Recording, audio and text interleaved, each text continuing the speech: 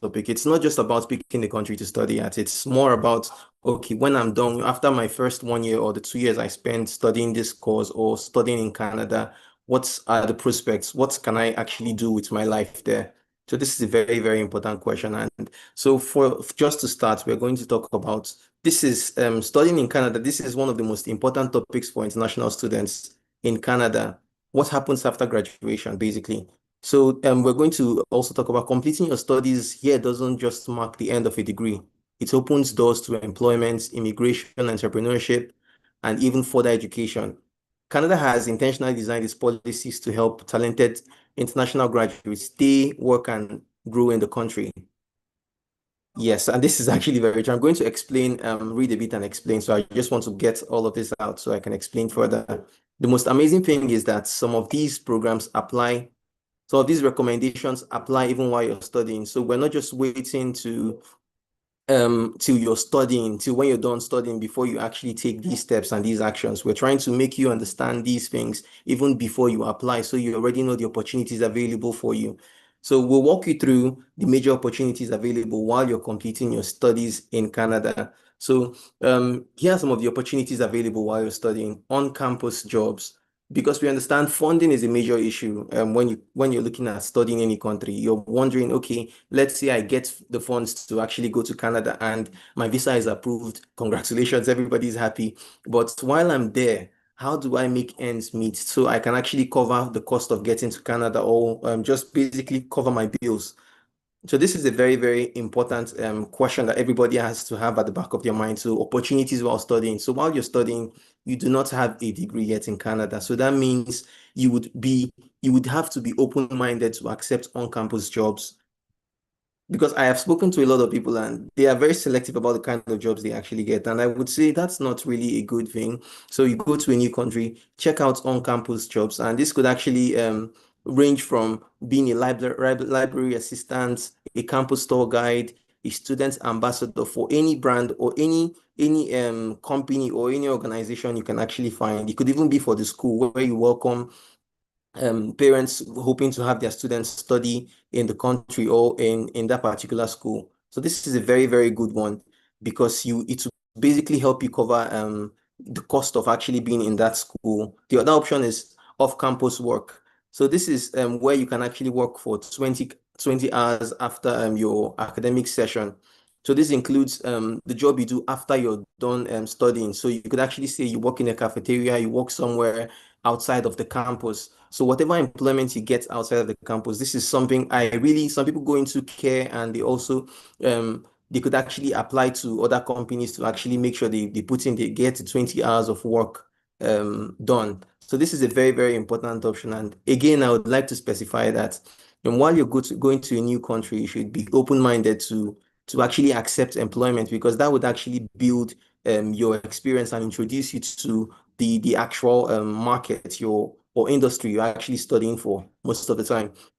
So the second option here, the second point here is co-op and internship programs. This is very, very important because in the last point, I talked a bit about gaining relevant work experience. This is very, very important because some programs we actually select, and I have to say, I have to go back to this. So the opportunities available to you are actually tied to the programs you're actually going for most of the time. So if you go for while you're applying to schools with Skyned, we definitely have programs that offer you co-op options. Basically, what co-op means is you're going to have some sort of some sort of arrangement where you can study while you work.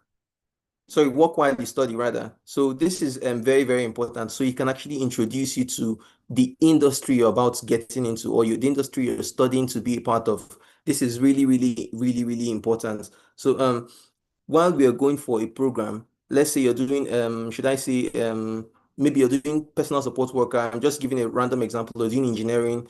If you're focused on getting the best out of your application process, I would recommend you look at programs that have the co-op option, because it's going to introduce you, it's going to give you like a semester or a couple hours in the length during the length of your program for you to actively be part of the industry you're applying to. So you can be attached to different schools and get that relevant work experience. So this is very, very important. Internships too are very, very important because it's going to show you basically what's co-ops. So if your program doesn't really have the co-op option, you could actually consider the internship where you say, okay, after I'm done with classes, I should actively look for where to maybe paying the internships where you can apply and say, okay, I need this relevant work experience. And besides just the work experience, it's very important that you build relationships. That's one of the key points here now. So let's say you apply to for internship and you actually get it, or you apply to a couple of them and you actually get it in industries relating to your field. You would see that you now have a direct conversation or direct meetup with employers that could actually require your service at the completion of your program. So this is very, very important. You don't just have to wait until you are done with your program before you start going about all of these things. So that's for the co-op and internship. So the third option here, okay, this particular opportunities are the ones available after you're studying. The ones I talked about previously, opportunities available during your study period. But this is you're done with your program, you've gotten your grade, you've gotten your degree. Now, what are the options available for you? So we'll first talk about the postgraduate work permits, which is PGWP. This is quite a this is very popular these days. So everybody talks about this. So when you're selecting your program, we always make sure at Skynet that we make sure any program you're going for is PGWP eligible. This is a very, very key point we try to enforce. We definitely enforce this. Any program you select, it definitely will be PGWP eligible because we follow the new updates by IRCC. We follow them according to how they are being released or updated. So a program you're going for should definitely give you PGWP, which is like a period for you to have the permits to work after your study period. So depending on the program you're going for, you could have the 2-year PGWP or the 3-year PGWP attached to your program. So this is very, very important because after you're done studying, we usually recommend that you use this time to actually get yourself involved in the industry you studied from, or you studied at.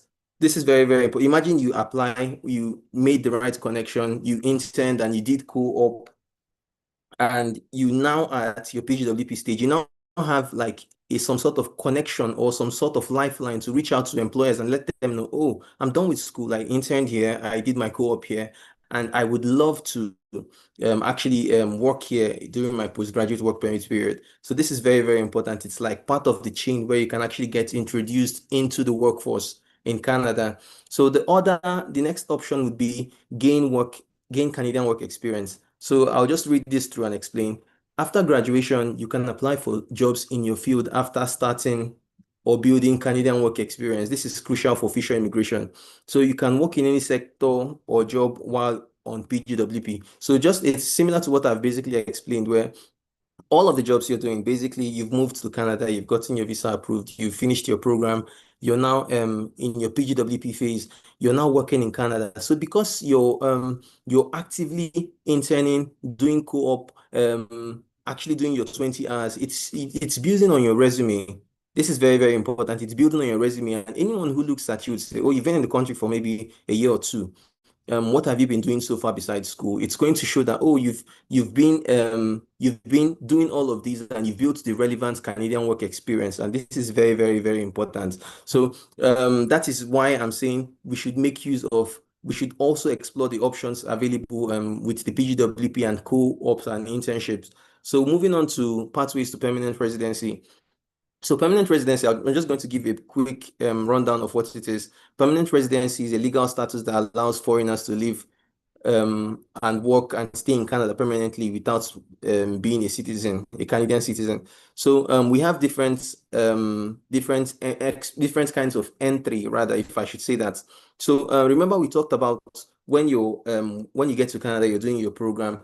They basically have different streams or different kind of entry pathways that you can actually use to get PR. And everybody talks about PR. It's a very, very big word everybody talks about, but it's basically how you're going to settle in and actually remain in Canada. So we're saying that remember all the work experience you've been gathering. This is very relevant. If you gain the necessary work experience during your PGWP period, you're going to find that it gives you using the express entry class just like the name implies, it's actually in brackets tagged as Canadian experience class. So it means you should have a given level of experience. And that would be what you'd be using to apply for this class of entry to PR.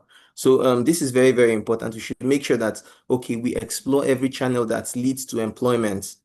If you get employment in your line of study, your field of study, that is even better. So we move to the second point, which is provincial nominee programs, are called PMP.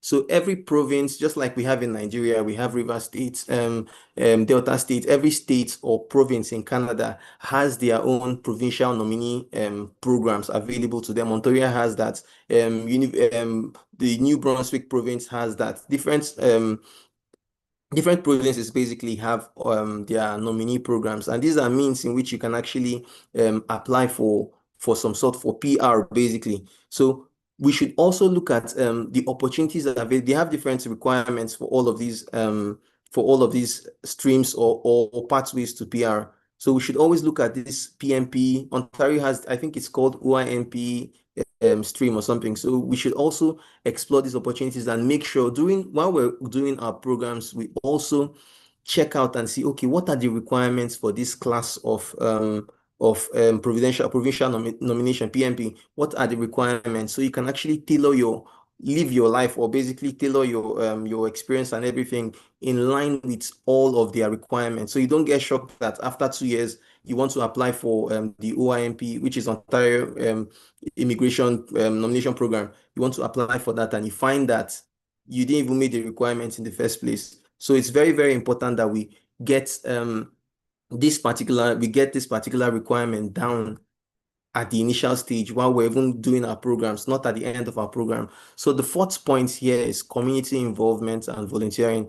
I talked a bit about this earlier, and this is a very, very vital point here I'm going to make, which is that regardless of who you are, where you are, if you go to China today, you need to interact with people. If you go to Canada, it is definitely in your best interest that you definitely mingle, not just with students, you should mingle with older students, interact with older students, interact with professors if you can, interact with employers, go to seminars, go to workshops that are in your field, outside of your field, volunteer to various organizations, just be a part of the community, basically.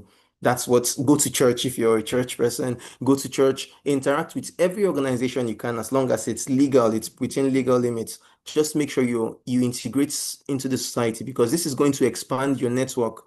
And like I talked about earlier, it's going to help you when it comes down to applying to schools or applying to jobs, because you now have a huge connect of people that you can actually say, oh, I heard you work here. How did you get employment here?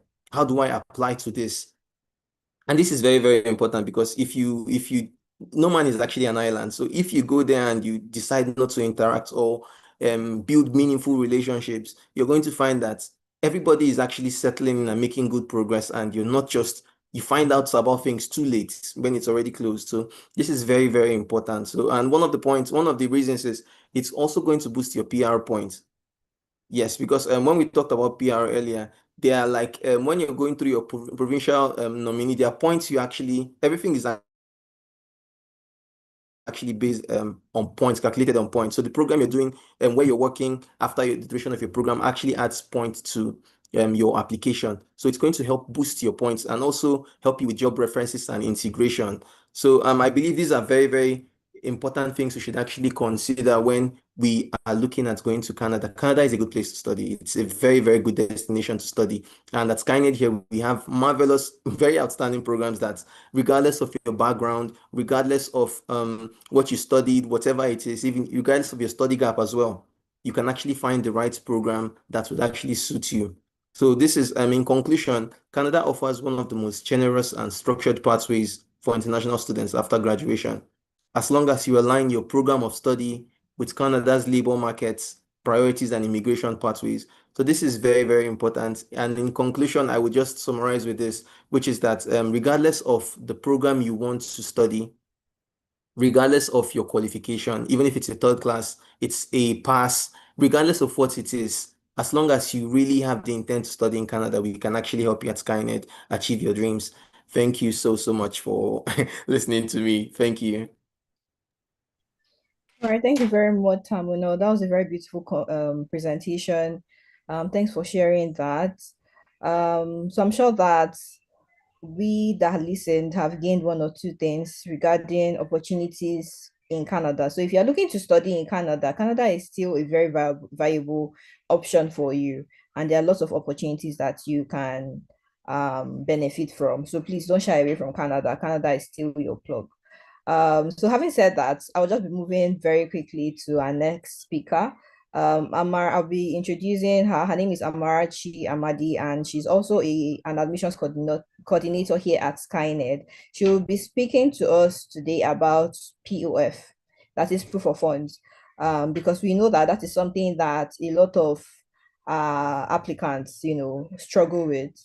Um, some of the concerns are, regarding proof of funds. What do they need? What do we need to do regarding proof of funds? How do we package our proof of funds and all of that? We're going to be having Amara speak to us about that. So please pay attention. If you have questions from Tamuno's presentation, please keep your questions. We'll be taking the questions at the end of the session, like I mentioned. Tamuno, you can stop sharing your screen now. Thank you. Amara, if you are here, please proceed with your presentation.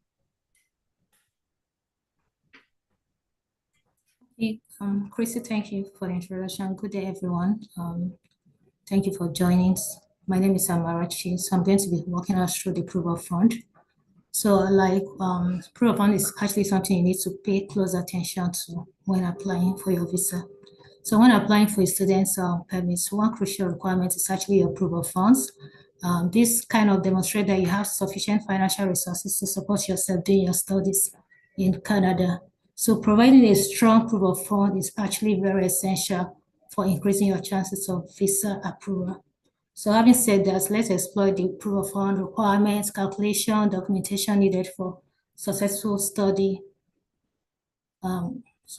Yeah, comforts, you can assist with the slide.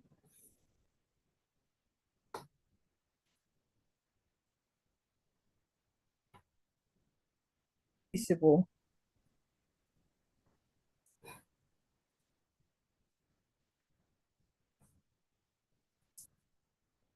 I'm sorry, Comfort is supposed to help me share my slide. Okay.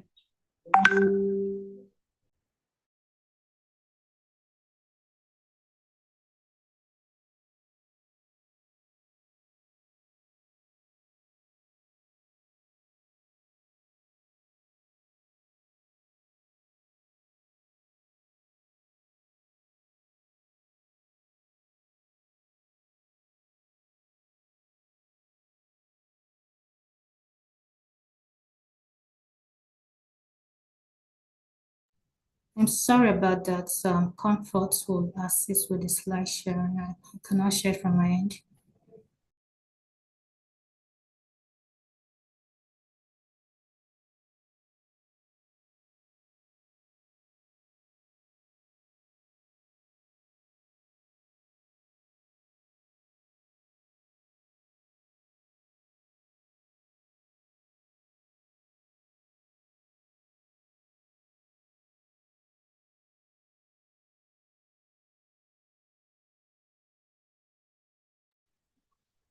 Okay, Amara, can you share your screen, please? Can you hear me?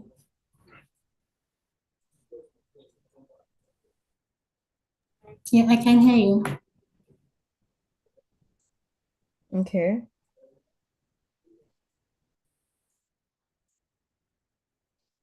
All right, so while we're waiting for Amara to share her screen and come up, we'll just move over to our next speaker. And he'll be talking about opportunities in the US. So previously we've heard Tamuno speak about the opportunities available to us in Canada rather. And now we'll be having the next speaker in the person of Oluwaseyi Daramola speak to us about the opportunities available in the US. So Sheyi, please, if you are here, while Amara is still trying to get her presentation sorted, please go ahead with your presentation and then we'll have Amara speak after you. Thank you. All right, Kristine, thank you so much. Hello everyone, thank you so much for joining in today's webinar. So I'll just go ahead and share my screen.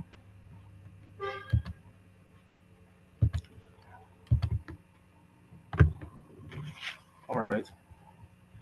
All right. So I'll be presenting on the topic which says opportunities to explore the United States of America after completing your program.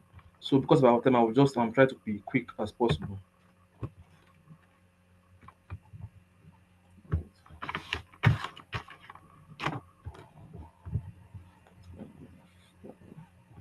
All right. So the first opportunity to explore in the US after completing your program is OPT, which is short for optional practical training. So OPT, which is optional practical training, is a program specially for international students on F1 visas that allows them to work temporarily in the US, specifically in fields related to the major study of area. So basically for F1 students who have completed or are pursuing their degree in the US, the main purpose is to gain practical work experience in the field of study. So we have the duration period of the OPT, which is 12 months in general for students in the US. So students that have STEM background, or STEM means students that have background in science, technology, engineering, and management. So students that have background in those courses are eligible for 24 months extension. So initially, the study duration, the period for OPT is 12 months. But if you happen to have a STEM background, you can apply for an extension for up to 12 months, bringing the whole total duration of the month to 3 years, which is 36 months.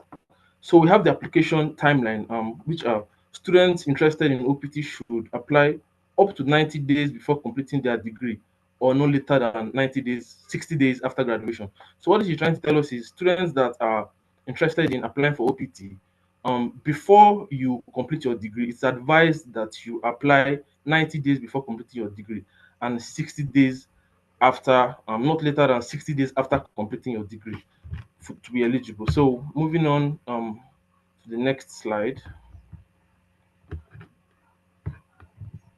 All right, so we have types of optional practical training. So the first type is the pre-completion OPT, which refers to the work authorization granted to F1 international students in the US before they complete their academic program. So as the name implies, pre-completion OPT, it simply means before completing your degree, you can, if you are interested, you can pursue this um, experience. So it allows students to gain practical work experience related to their major field of study while they are still enrolled in their studies. So maybe prior to towards the ending of your program, you can decide to enroll in um, optional practical training. You can choose to opt out for if it's the pre or the post. So the pre just simply summarizes to you seeking practical training while your program is still in session. So basically, I have some key points here with me to share about the pre optional practical training. So the first one is it can be a part time. So OPT can be part time and it can also be full time. So in cases where we have maybe your school is still in session, you can work for a minimum of 20 hours per week. And if your school Yes. And if your school is not in session, maybe you guys are on a holiday, or maybe for some reason your program is not full time, you can actually enroll in the OPT program for a full time duration.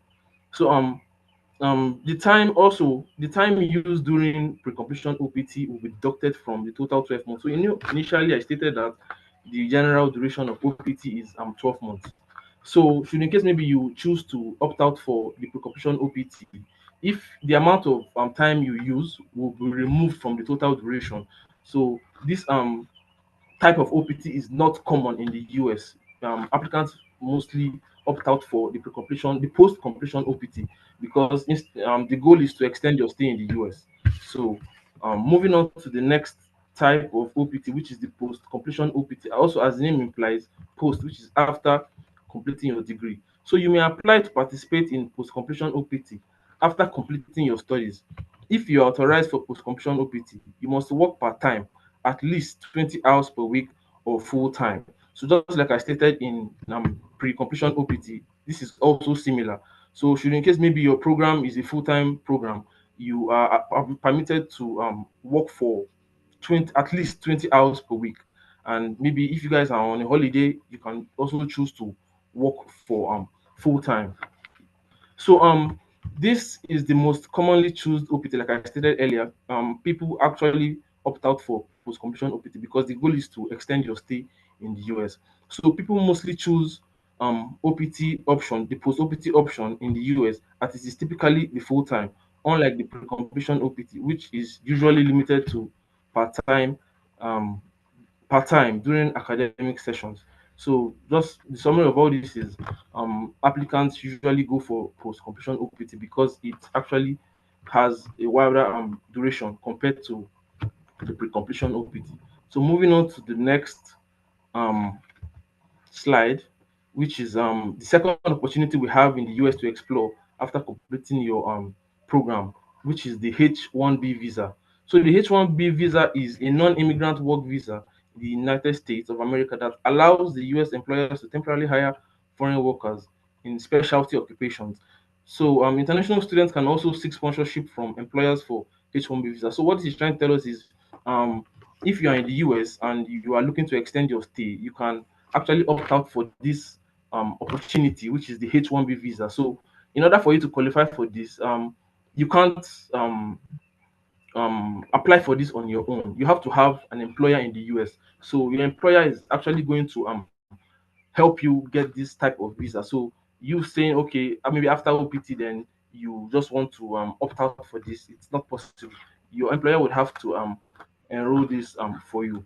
So the main purpose is to employ skilled foreign workers in jobs requiring specialized knowledge such as IT, engineering, finance, medicine, architecture, teaching, and more. So regardless of your field, you can still opt out for the H-1B visa, provided that your employer put this in for you. So the duration of this opportunity or this um opportunity, it's the minimum of 3 months and can also be extended to a maximum of 6 years. So moving on. Okay, all right. So I have some key points with me here to express the advantages of HB1 visa. So to be eligible for the HB1 visa, the minimum requirement is to possess a bachelor's degree. So if you are interested in extending your stay in the US and you have a bachelor's degree, then you can actually opt out for this, provided that your employer pushes you forward to apply for this. So the HB1 visa must be petitioned by a US employer, as individuals cannot apply on their own. As I stated earlier, you will need a US employer to petition this for you so it can go through. You being an employer on your own, you can't go for this on your own. A US employer would have to push you for this. So, like I mentioned earlier, also the validity period is 3 years, which you can also apply for an extension, a possible extension for a maximum of 6 years. So, and it allows the possibility of applying for a green card. So, after it all connects here. So, after maybe OPT, and you would still like to extend your stay in the US, you can still opt out for the HB1 visa program, provided that you have a valid employer. So moving on to the next point, which is enrolling in another degree. So students may consider continuing their education and extending their stay in the US, particularly graduates with master's degree. So what this is trying to tell us is if you maybe you want to extend your stay in the US and maybe you just previously or you just currently round up your degree program or your program, you can choose to or consider to further your degree. So maybe you just finished your bachelor's degree program and you like to extend your stay in the US, you can consider going for a master's program. And if you possess a master's degree and you would like to extend your stay, you can consider applying for a PhD degree. So individuals that have master's and PhD degree, they often pursue opportunities in research roles or university faculty positions.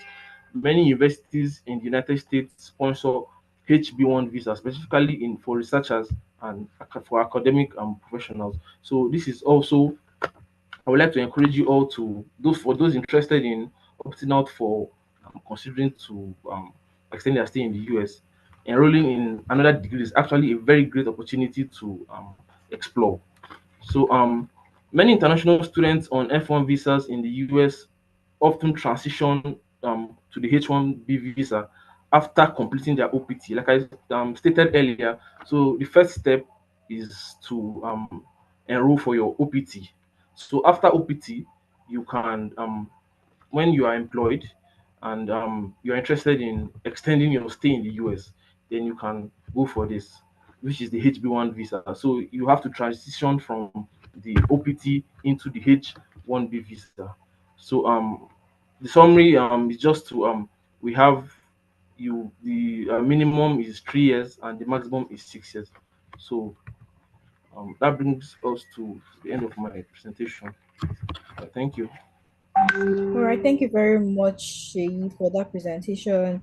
I can see that somebody was trying to ask a question. If you have a question for Sheyi or for Tamuno, who has gone ahead with his presentation, the chat box is now open. So please do well to put your questions in the chat box. And like I mentioned previously, we'll be taking all the questions at the end of the session. Thank you very much. Thank you, Sheyi, once again. So we're moving on very quickly to Amarachi. Amarachi, are you ready for us now? Yes, Kristine, I'm ready. Okay. All right. So please, you'll be sharing your screen. Mama Weta will be assisting you to do that. So please, once he starts sharing screen, you can go ahead with your presentation. Thank you. Okay, thank you so much, Kristine. Thank you, everyone. My name is Samarachi. I'm going to be walking us through proof of fund. So when applying for study permits,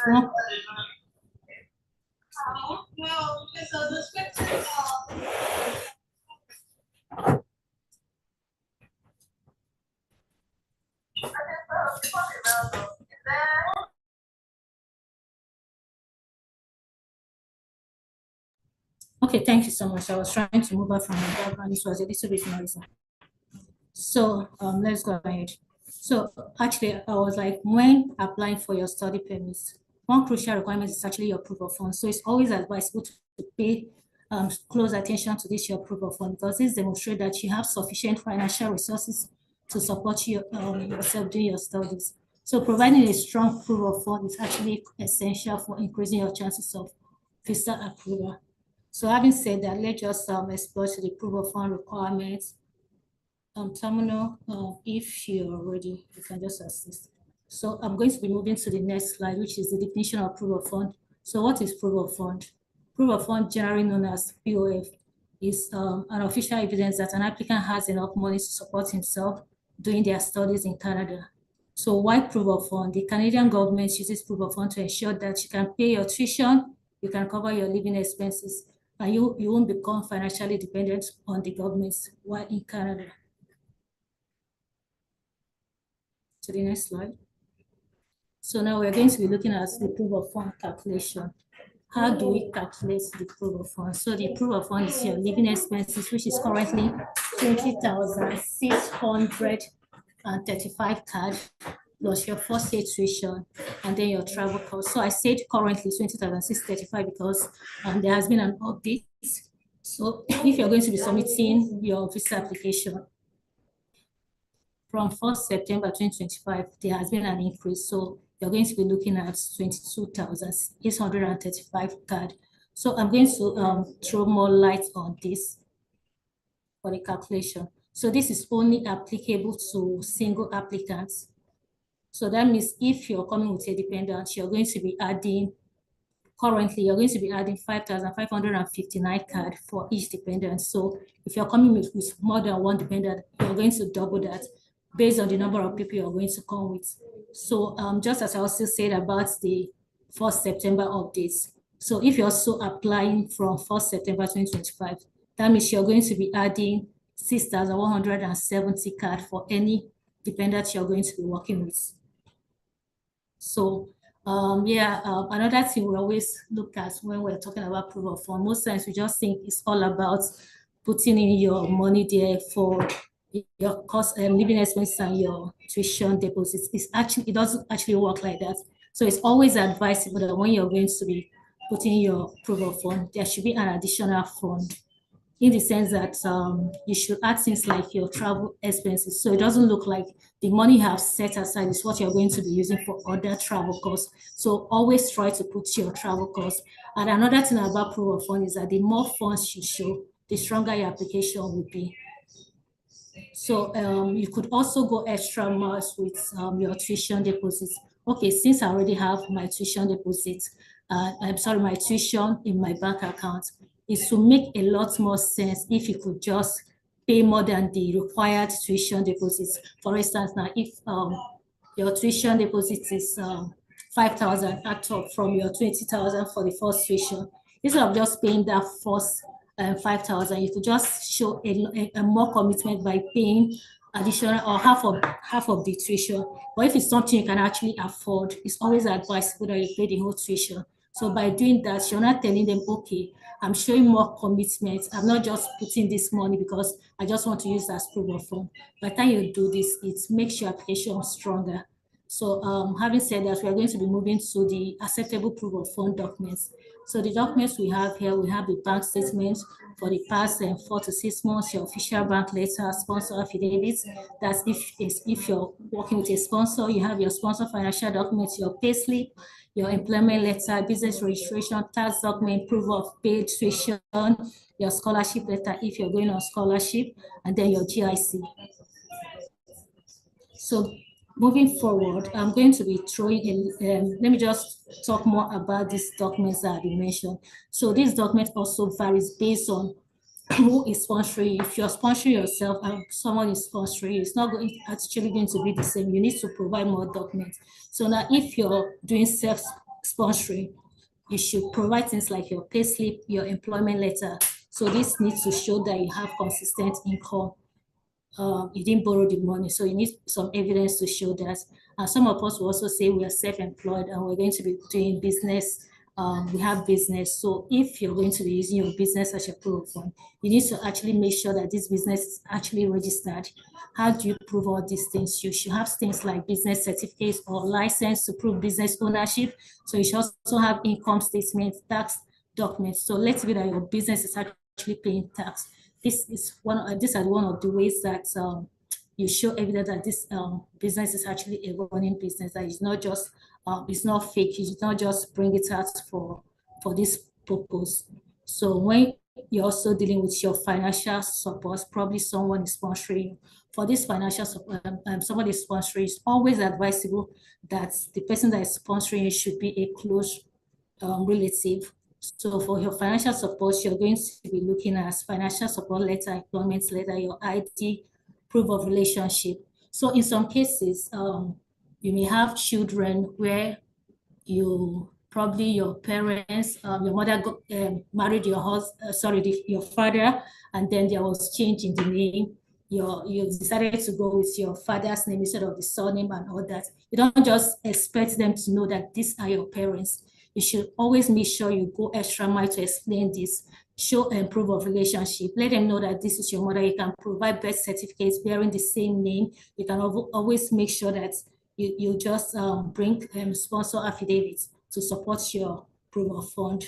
So these are the ways you can do that.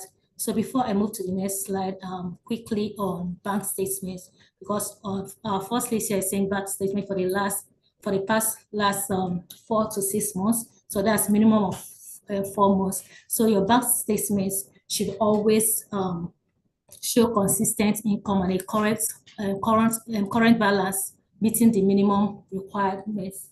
So for instance, what I mean is, I'm just trying to let you know that there should be consistency between your opening and your closing balance. How do I explain that? For instance, you don't just start your proof of fund with 100,000 or you have 200,000. All of a sudden, you're not putting in 20 million, 30 million. It actually doesn't add up. So there should always be consistency with your proof of fund while you're trying to do that. And also, you should always use recognized financial institutions. What I mean by that, I'm not saying that microfinance bank is not a good one. Yeah, it's actually a good one, but you just have to make sure we follow the rules. So put in applications that are considered valid. So for your financial institution, you should look at banks like all these recognized banks in Nigeria, like Zenith Bank, First Bank, UBA. So avoid all this microfinance when you're talking about your bank statements. So I'm going to be moving to the next slide. Tamina? Okay. So Tamina, sorry, move back to the previous one.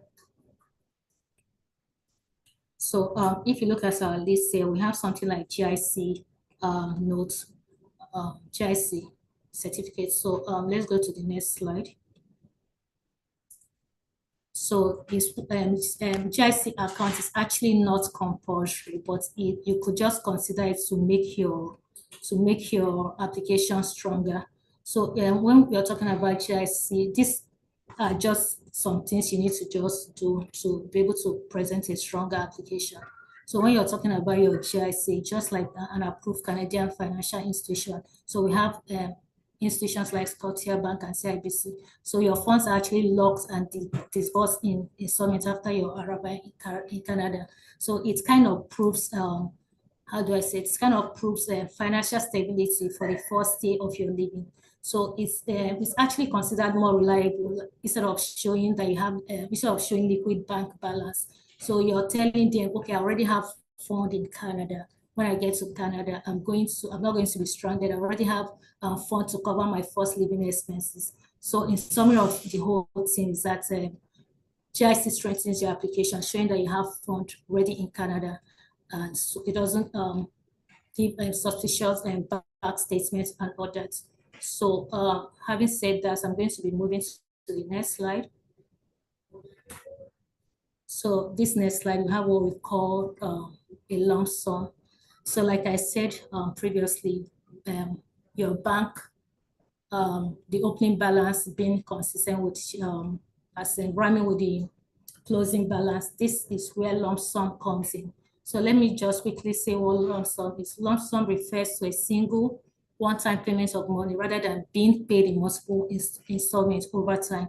So it's just like you just woke up and probably you made gain somewhere or you borrowed money somewhere. It could actually be a genuine reason why you have lump sum, but then you need to actually avoid that. So you just, maybe your account has been showing 500,000 and all of a sudden you're putting in 30 million, 40 million. So these are the things you need to avoid. So government will see it like, okay, you have gone to borrow money to show for the fund. After the whole thing, you're going to be removing back the money. And then the applicant does not also have financial support or reliable source of income. So in a situation where you get, you have lump sum, there's always a way to handle it. So for each, in order to handle this, you need to really explain this. So yeah, sometimes it just happens, but instead of just leaving it that way, try to explain how this came about. So for each deposit you make, you can always provide details of the sources as in how the money came about. If possible, you can attach your supporting documents. For instance, if you sold property, you can include the bill of sale. If it was a gift, you can have the giver sign a verification letter. Supporting documentation will actually strengthen your application. So don't leave it and expect them to know where the money came from, even if you actually genuinely got that money or you sold a property or something. So we have something like a lump sum explanation letter. So try to put in an explanation letter to prove that this money actually came from a genuine source.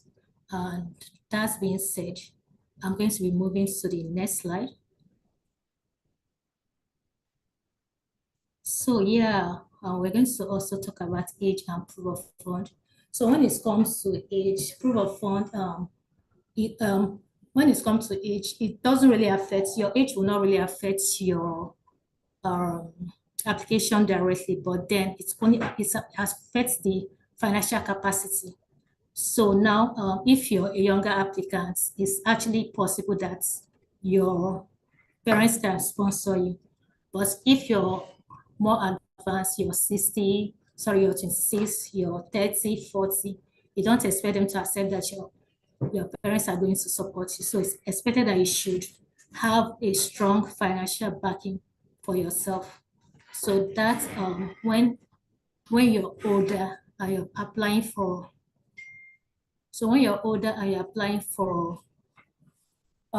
visa, try to make sure that you consider your age. So if you're older, don't use your parents. You should expect them to show clear employment history. So this helps to make them understand that you actually have a source of income that you can independently, you can finance yourself. And then in summary of what I'm trying to say is that younger applicants can rely on their parents, while more advanced applicants need to show financial independence and a very strong case for sponsorship.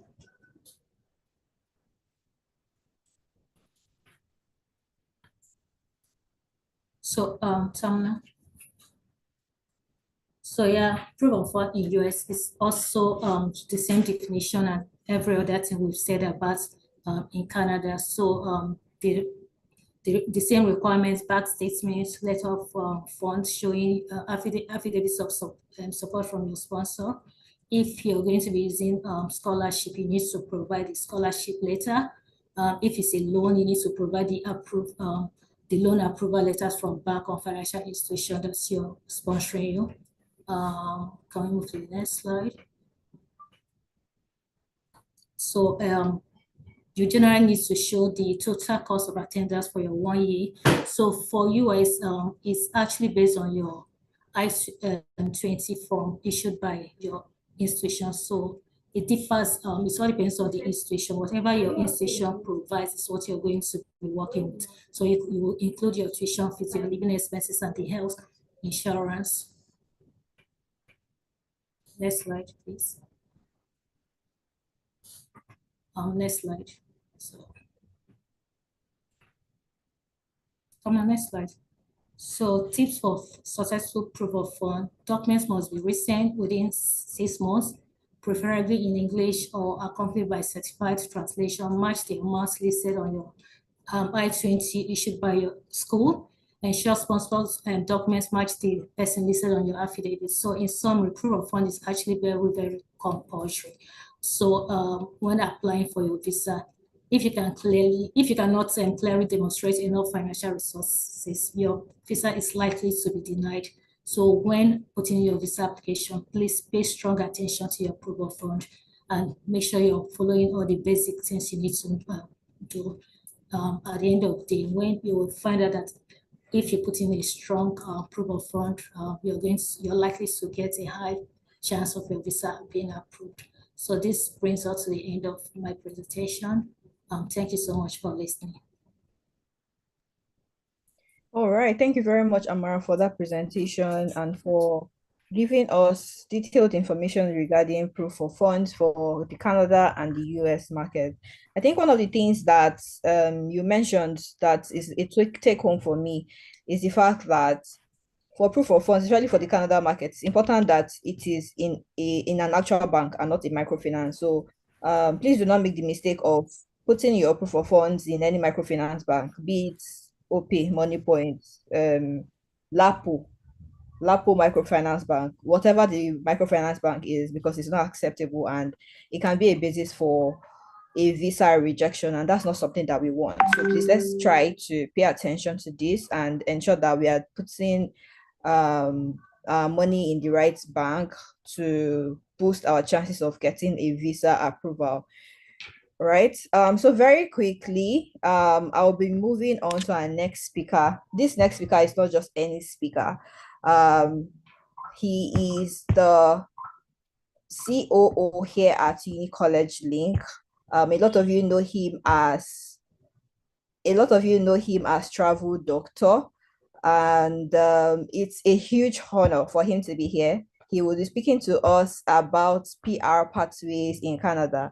He's somebody who is very grounded in the process, and it's, like I mentioned, such an honor to have him here with us and share from his wealth of knowledge about the Canada market. So if you're looking to move over to Canada to study in Canada, we've already heard from our various speakers about opportunities available in Canada, in the US, proof of funds, how we tie in all of this together to ensure that we have a successful application. But beyond that, one of the things that I know that may be on the minds of a lot of us here is what happens next after study. So after we're done schooling in Canada or in the US, what happens next? And our COO, in person of Mr. Japhet Ikuni, will be speaking to us about that and sharing from his wealth of knowledge. So please, well, we are not having a physical gathering, so I would have said please put your hands together for him. But yeah. So please, Mr. J, if you are here, yes, or you could also put your hands together for him. Mr. J, please, thank you so much for joining us. I'm passing the mic over to you now to share your information with us. Thank you. Okay, thank you so much, Kristine. Am I audible? Yes, you are. Okay, and thanks everyone for putting up the session, and also to the previous speakers, Tamuno, Amara, and Daramola, right? The information you guys shared were very meaningful. I even learned a couple of things from those information. I'm pretty sure, like all the audience and all of us, we do appreciate them. Just to top it up, it's a lot that I've already been said. I'm just going to speak a little bit about like permanent residency in Canada. I know for majority of people that look forward to actually like study in Canada, majority they look at how they could actually like obtain their permanent residency, and from there become Canadian citizens at the end of the day. So that's the goal. I know for a few, they just want to come obtain the knowledge, obtain little experience, and go back home and build. Regardless of like whatever goal you have, I'm pretty sure like this session will be very, very meaningful to you. So there has been a lot of like recent a lot of news and changes, a lot of changes out there, and also a lot of news and misinformation regarding the changes. People say, Canada does no longer have a permanent residency to international students after study. That is not true, and some people also say, you can no longer obtain your permanent residence from Canada after after studying or through another route. That is also not true. So right now I'm going to be sharing a lot of a couple of information and pathways that students could always benefit from, either during their study or even after their study. So the most popular route for international students after they are done with their program is the Canadian Experience class, the CEC class. Me personally, that's the class that I actually used to actually get my permanent residence in Canada a couple of years ago after my study. You basically have to like complete your study. Either you do a 1 year program or you do a 2 years program in Canada. It doesn't really matter for this class. But the most important factor after your studies, like you need to actually like have your work permit. Then after getting your work permit, then you need to actually like obtain a minimum of 1 year work experience. Then obtain your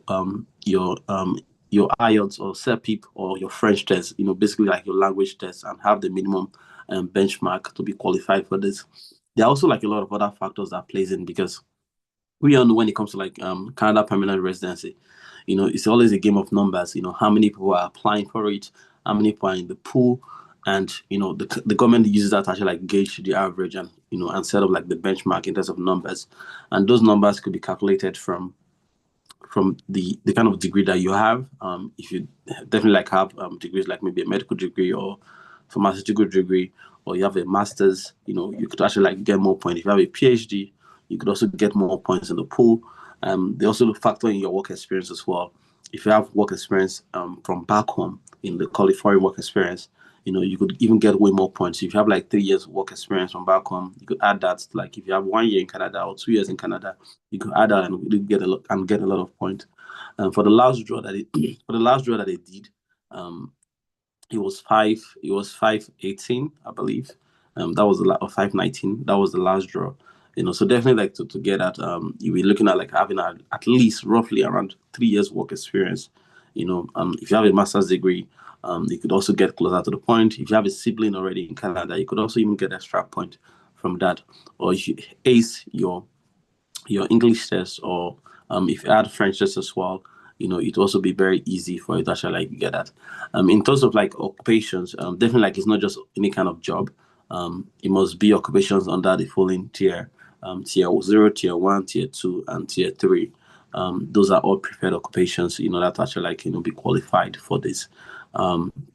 Even if as far as you have gotten the 1 year work experience in Canada, if you do no longer have a job offer in Canada, but you have gotten at least 1 year experience, you could also still be qualified for this and get an invitation to apply and submit your documents for the final permanent residency review. The second pathway that people could also look at, including students as well, is the federal express entry category. That's basically what Canada started with, and what they broke down into various pathways. That's basically for now. The government of Canada has been focusing more on some categories, for that particular draw. They are looking forward more to for people that have experience in healthcare, and degrees or education in healthcare. People in STEM, such as software engineers, data analysis as well. Skilled traders such as electricians, welders, plumbers as well. For people like this, have been more focused on these express entry category based draw. People also in transportation and agriculture and food as well. There's been a lot of focus on them, and there's also been a lot of focus on people that actually have specific language skills such as French. And again, just like the previous category, you must have your work experience, you must take the test, you must have your educational training, whether you have a bachelor's degree or you have a master's degree, alongside other things. Again, the more you have, the better fit you are. Also, the younger you are as well, the better fit you are, because if you are younger, if you're below 30, you get more points on the pool, and if you're above 30, you start losing points, age by age. If you have a master's degree as well, you also get more points on the pool. So that's also a popular one, but not really popular for international students. Then I'm going to move straight to some provincial pathways as well. In Canada, we also have provincial pathways apart from these two federal pathways, which is the CEC and the Federal Express category based pathway.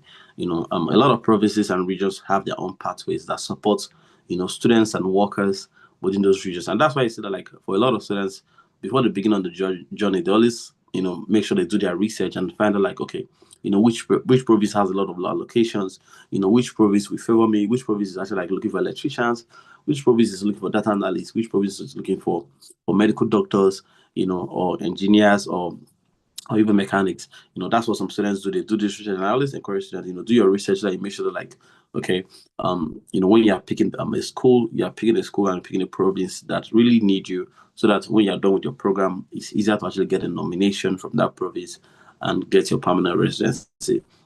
Ontario is always my favorite. They have the Ontario Immigration Nominee Program, or IMP, and Ontario has been the most popular in terms of nominating students and nominating people within the past 5 years. They have multiple draws and multiple streams. They have the international student stream, which basically applies to people that have bachelor's degree, diplomas, postgraduate diplomas, and so on. They also have specific draws and stream for people that actually did their masters in public universities. They also have a stream for people that did their PhD as well in Ontario. So if you go and if you do your program in outside Ontario, you will not be qualified for either of these student stream: the international student stream, the master's graduate stream, and the PhD graduate stream. For the international student stream, you don't need a job offer. So after graduating in Ontario, either in a 1 year program or a 2 year program, you will need to get a job offer, and you do not actually need to actually have work for 6 months or 1 year.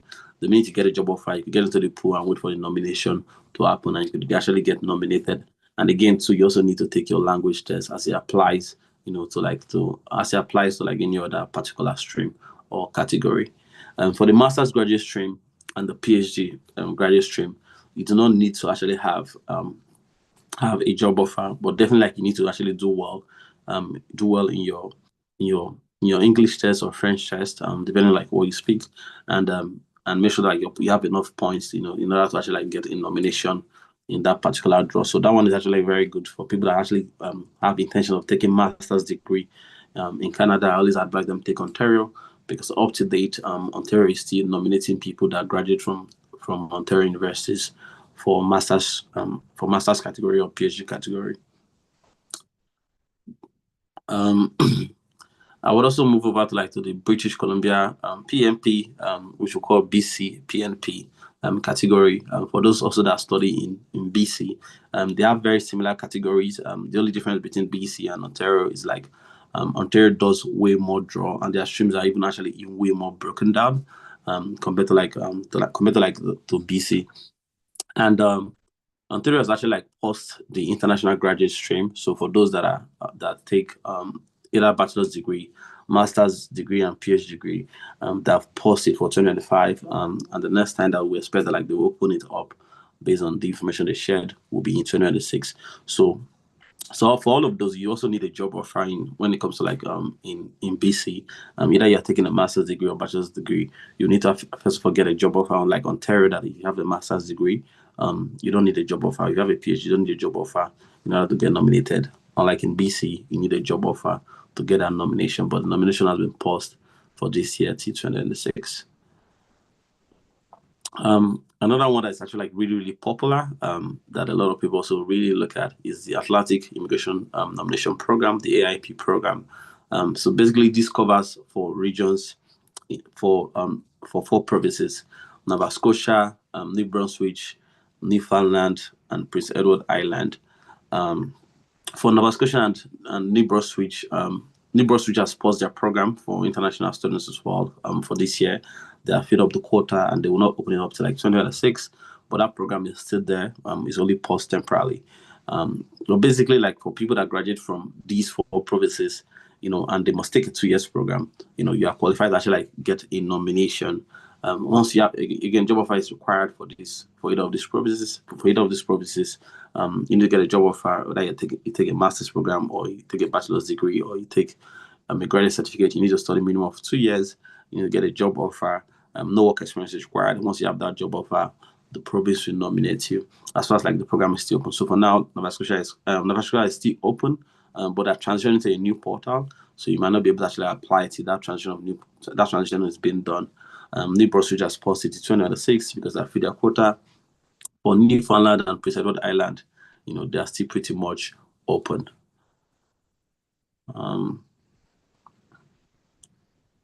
Then also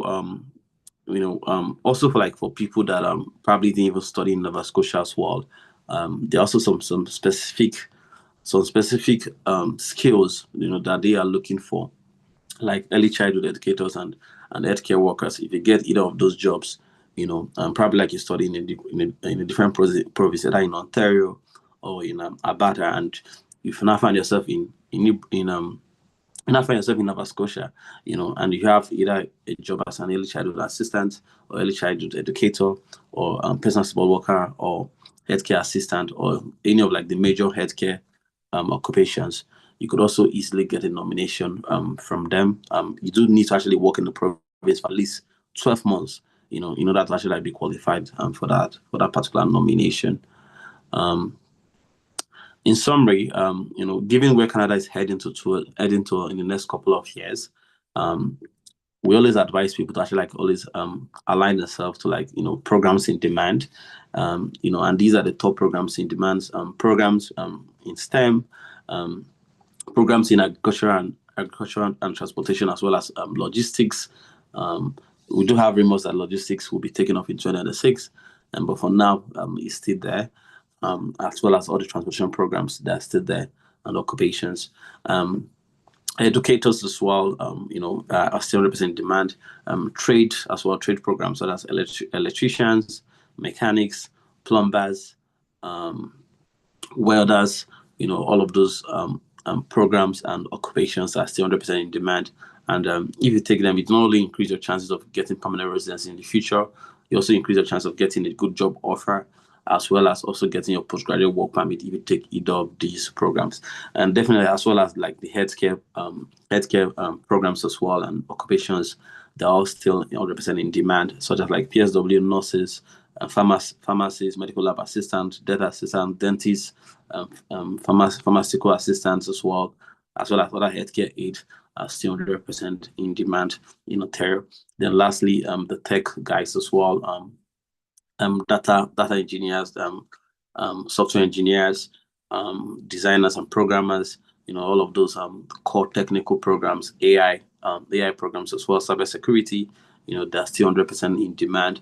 And if you take those programs or you have those experience, it could also help you with obtaining your permanent residency in the long run. And yeah, that's pretty much it. Thank you. All right, thank you very much, Mr. J, for that detailed information. Thank you so much for sharing this. I'm sure that we learned a lot of things. So if you are confused on what program to apply for, you can just send us an email at info@unicollegelink.com or info@skynedconsult.com. Comfort, if you are here, please drop those email addresses in the chat box and just share this with our attendees. Thank you very much. And we will respond to your email. We will point you in the right direction. We'll help you select the right program and the right school that is just for you. Moving on very quickly, we'll be having our next speaker, who is a client consult expert here at Uni College Link, and he'll be speaking to us about the policies affecting students in Canada, as well as funding options for this market as well. So I know that in recent times, there's been lots of policy changes here and there. And to a large extent, a lot of people are still very unsure of, how to navigate all of these policy changes. Well, not to worry. Our next speaker here, Richard, who will be speaking very soon, will be sharing all of these policies and how it affects the international students applying to these countries. And he will also be sharing funding options, all that you need to know regarding this. So, Richard, if you are here, please unmute and share your screen and begin your presentation. Thank you.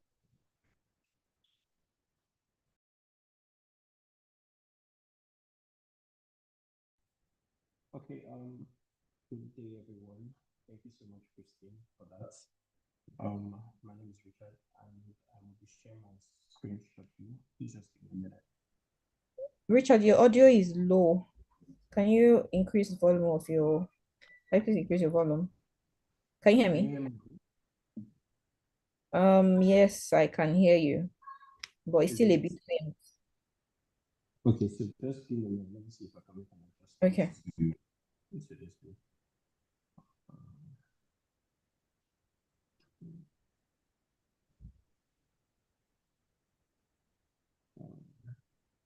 Is it better now? Not really, but we can hear you. Just go ahead. All right.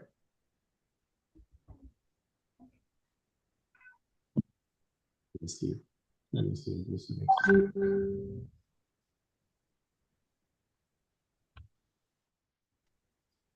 So hopefully this makes it a little bit better. Yes, this is much better. Thank you. All right, it's fine. All right, so good evening once again, everyone. I would be sharing my slide now.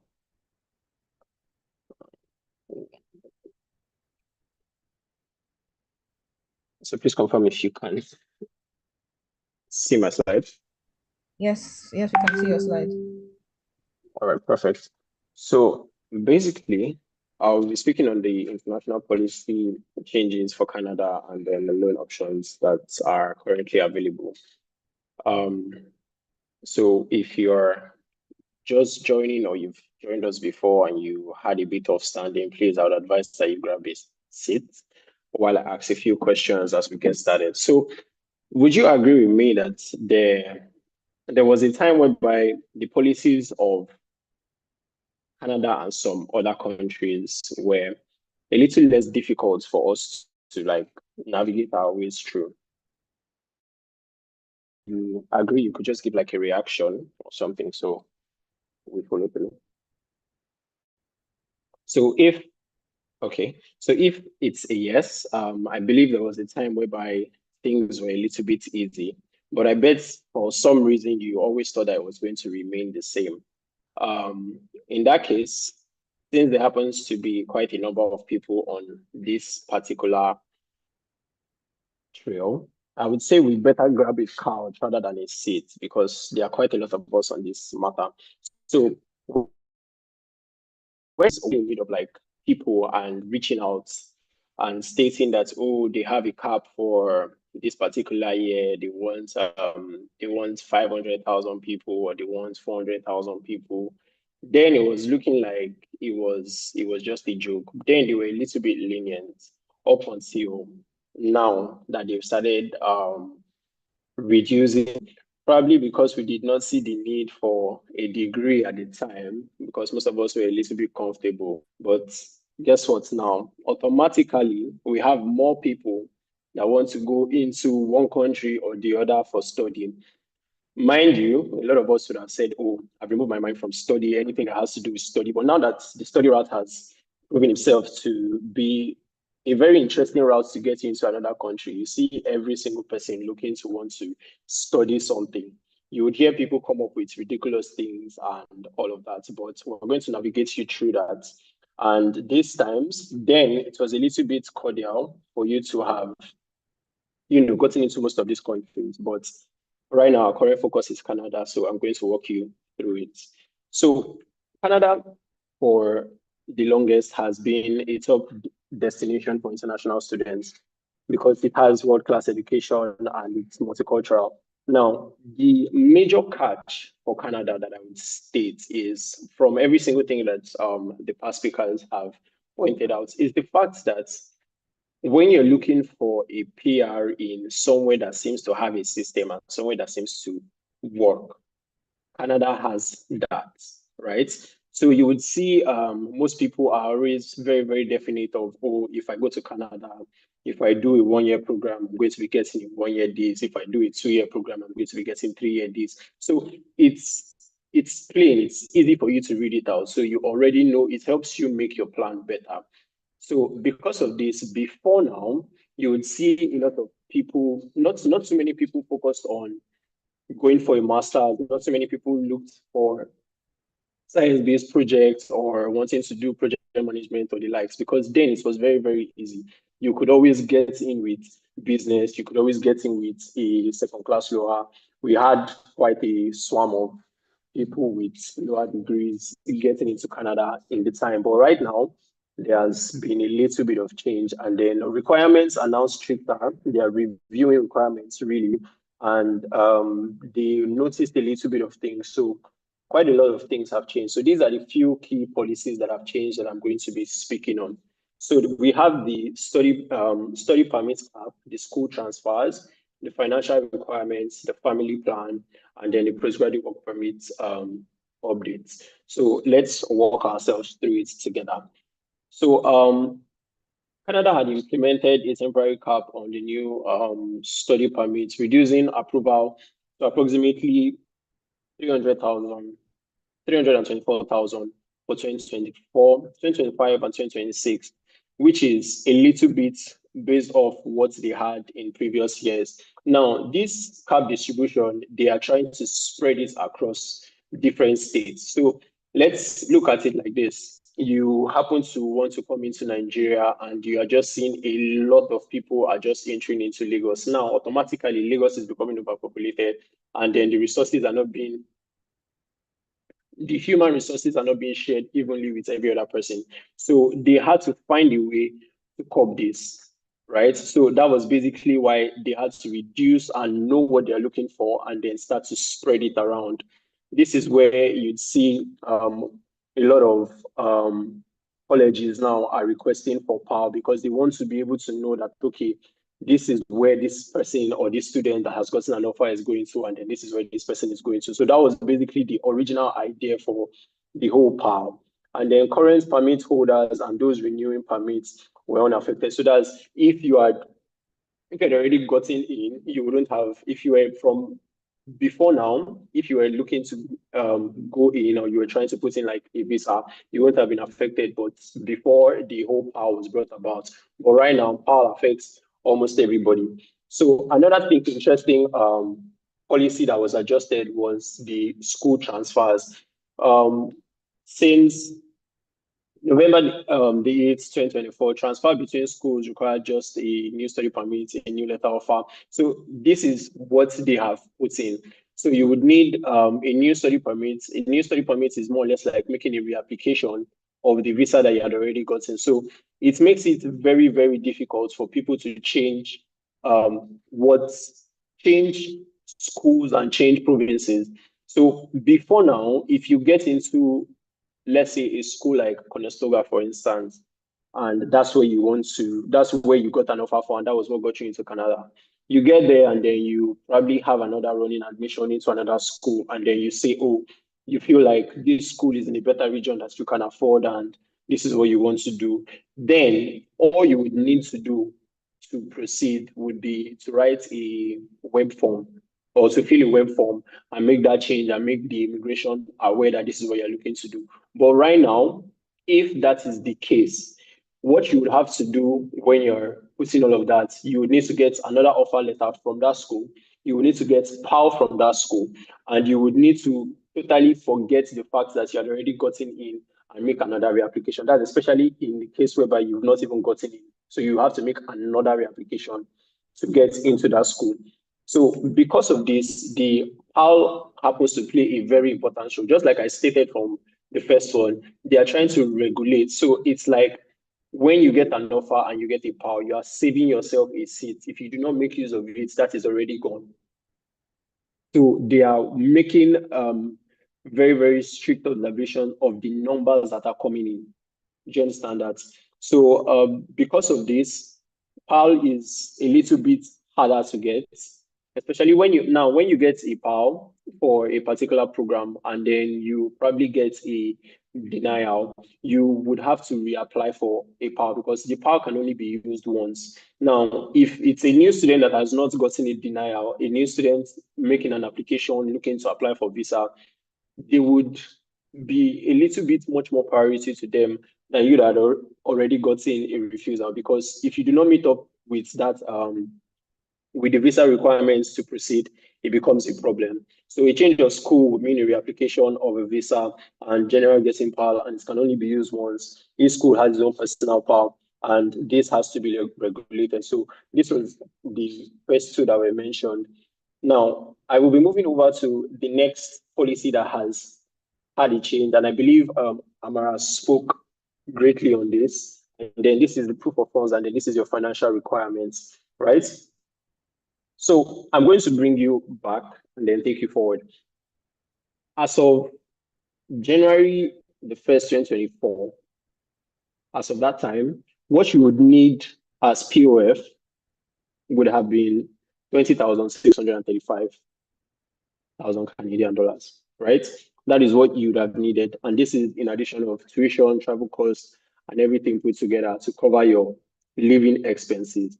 And this was a ridiculous jump from what it used to be when it was a little bit relaxed, from 10,000. So imagine now you have to do double, right? As at then, when everybody was like, oh, let's do this thing, let's go and study.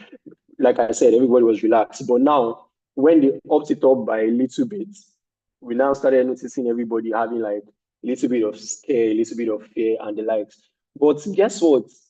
If you did not take advantage of even the opportunity of when they changed it to 20,000, before your very eyes, it has gone up again. And currently it's on 22,895. And this is what is going to be. So if you're seeing my screen, you see an explanation here as to the current and what it is going to be from the 1st of September this year. So this is what is currently running, and this is what you can take advantage of. So what it's stating is that from now till that time, if you're going to be adding or going as a family or having somebody in addition to what you're going to be doing, you're going to first of all know that as one person, you being the primary applicant, this is how much you would need. 20,635. That is what you need for your cost of living. Now, every additional person that you put into that application, you would have to make an addition to your own personal proof of funds with 5,559. Do you get that? So that is up until September. So by the time it gets to September 1st, where they've already stated that that particular volume or that particular amount doesn't work anymore, you just know that you need to up your game. You need to up your finances. And that might be a tool for a lot of people, because proof of funds usually is the calculation of your living expenses plus your tuition fee, which may vary with the schools that you go to.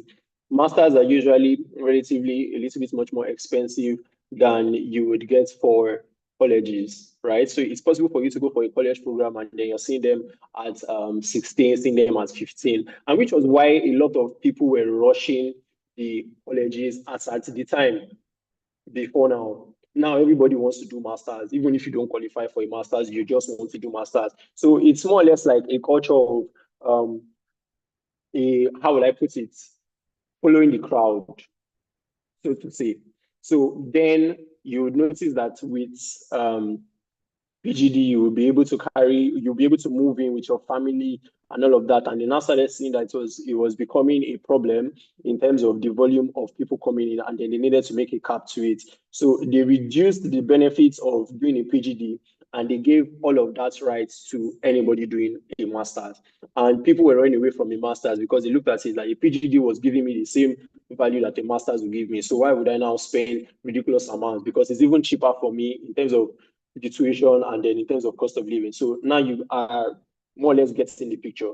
So if you've already made, with that being said, if you've already made, and for your POF, just like was mentioned before, if you've already made the payments in terms of tuition deposit, the proof of that payment, you would need to show it in addition to the remainder of your tuition with your cost of living.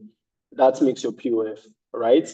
And the bank statement is always within a period of 4 to 6 months, but we would usually advise, because the longer it stays, the more it feels like it's your money. And you should be very, very careful with the way you move in terms of the money. So it's that you should have the amount that you need, or the amount for your POF. You should have it in the account. It shouldn't go lower than that. You can have transactions in that account, but it should not go lower than what it is supposed to be. It can go higher, but it shouldn't go lower. So with that being said, we're going to move over to the family plan. And this family plan is for people that are looking to move with family. So you are married, you want to move with your spouse, and what God has joined together, no man is supposed to put asunder. So let's Canada not do the same. So in that particular case, we would say for the spouse moving, there are a few changes that have been made. And for these few changes, I'm going to be stating them out right away. So spousal work permits as of September 18th, 2024, open work permits were limited to spouses of students that are going in for a master's. So if you're going in for a master's, you still have everything going covered. So when we're stating in terms of your spouse coming in, your children coming in, and them having to work while you're trying to study, master's covers that for you, right? And other specific programs. So just as stated here, doctoral and specific professional degree programs. But if your spouse is coming from an undergraduate or a short program, the students are they are eligible. So your spouse is not going to have the open work permits. Get this. Before now, if you were going in for a PGD, you would have your spouse come in, and they are going to be able to stay with you through your study and through everything that you're going to be doing in Canada, and be able to work while you are there. But right now, the current policy states that if you want to do that, it has to be a master's program that you're going in for. You get that?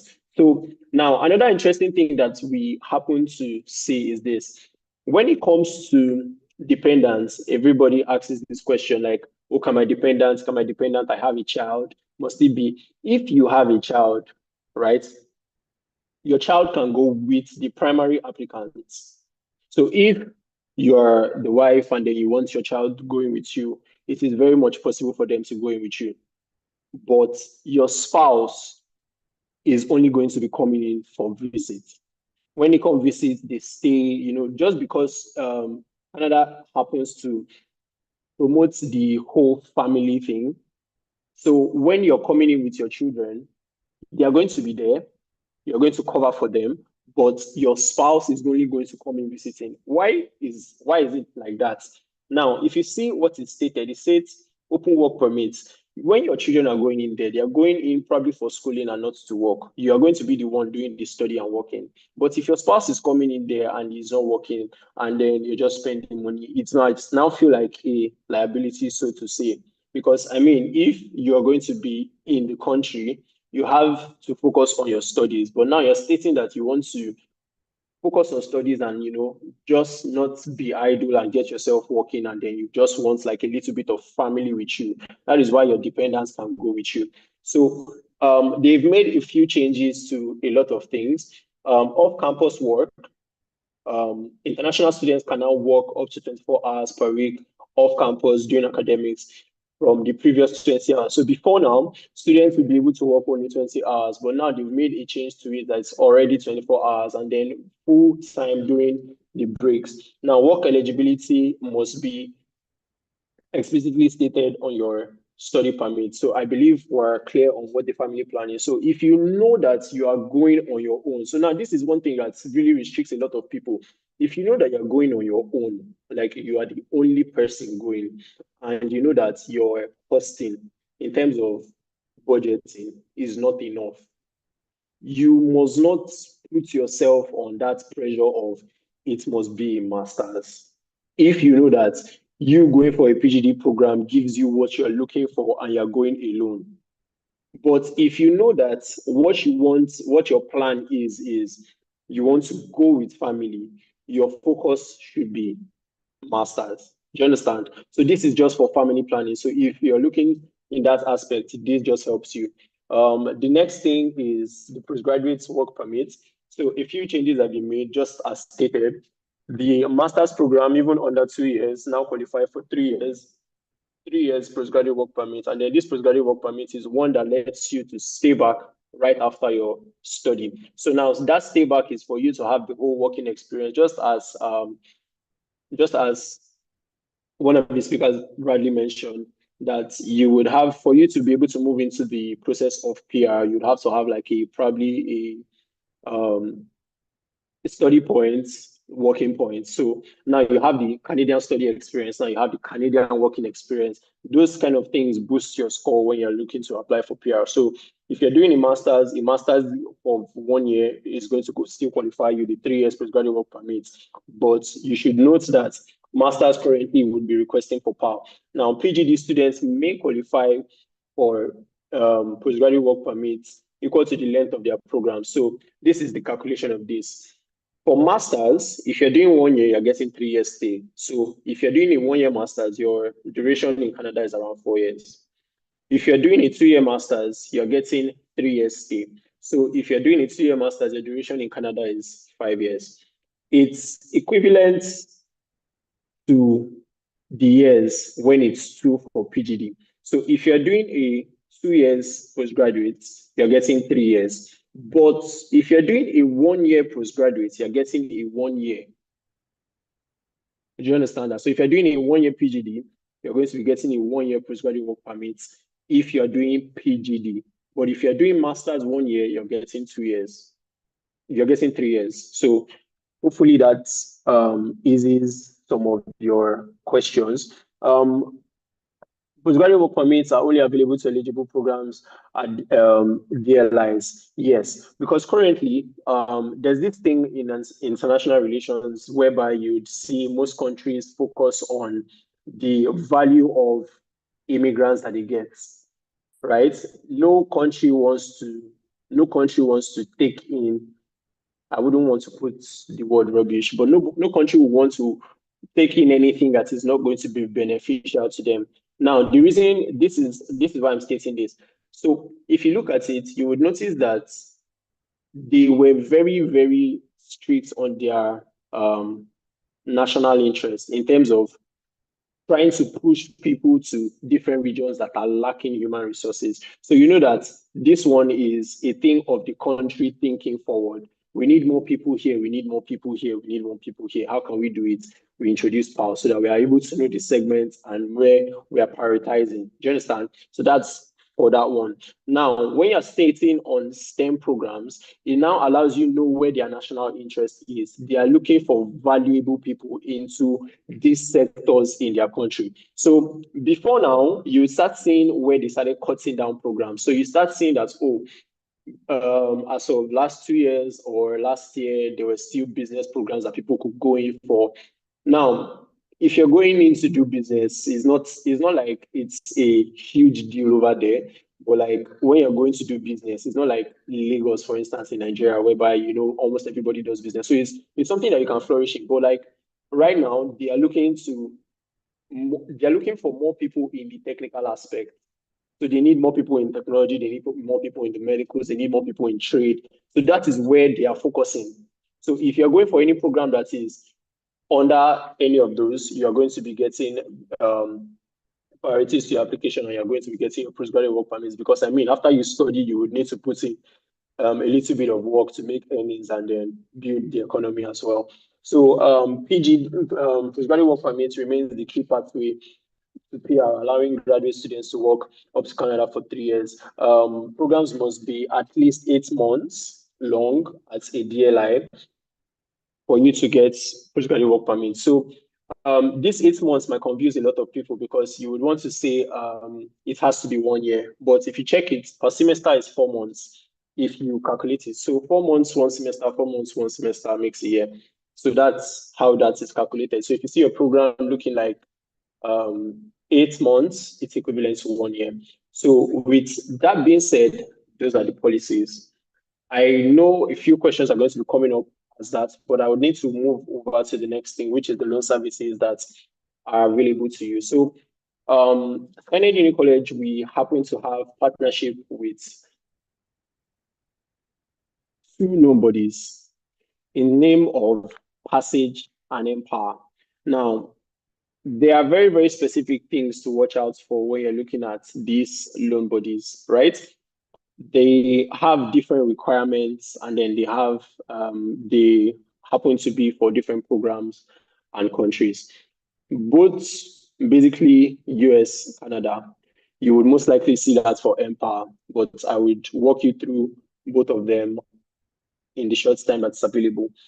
So Passage Loan serves both students that are already in Canada, which we would regard as onshore students, and also people that are offshore, which are people that are looking to get into Canada.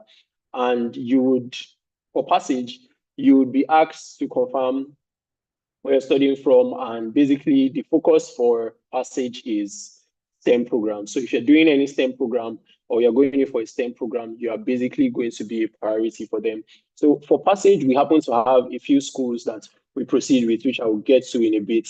And they have 2 options for the loans. So there is the option of tuition and living costs, and there's the option for tuition alone. So if you know that you have enough to cover yourself for your living costs, you can just request for tuition alone. Now, this is the beautiful thing about Passage, right?